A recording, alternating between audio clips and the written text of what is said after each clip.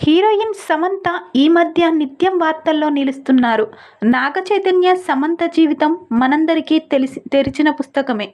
ఇదిలా ఉంటే తాజాగా సిడ్నీలో జరిగిన ఓ కార్యక్రమంలో సమంత చేసిన కామెంట్స్ హాట్ టాపిక్గా మారాయి.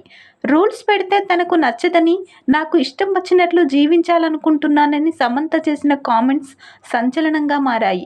సక్సెస్ అంటే గెలవడం మాత్రమే కాదని, ప్రయత్నించడం కూడా విజయంలో ఒక భాగమే అంటూ ఆమె చెప్పుకొచ్చారు. ప్రస్తుతం సమంత వ్యాఖ్యలు ఎంతో వైరల్ అవుతున్నాయి. సినిమాల్లో తనకు నచ్చిన పాత్రలు చేస్తానని, అప్పుడే నా లైఫ్ సక్సెస్ అవుతుందని తెలిపారు సమంత. అయితే సమంత చేసిన ఈ వ్యాఖ్యలు నాగ చైతన్యను ఉద్దేశించి చేసిందని నెటిజన్లు అభిప్రాయపడుతున్నారు.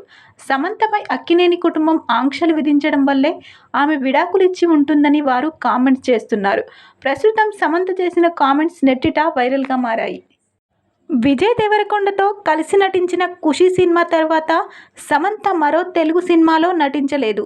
'సీటాడెల్' అనే బాలీవుడ్ వెబ్ సిరీస్లో మాత్రం సమంత నటించారు. అయితే భారీ అంచనాల మధ్య వచ్చిన ఈ వెబ్ సిరీస్ పెద్దగా ఆకట్టుకోలేకపోయింది.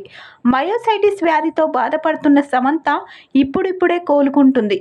దీంతో వరుస సినిమాల్లో లైన్లో పెడుతోంది. ప్రస్తుతం ఆమె చేతిలో 2 సినిమాలు ఉన్నాయి.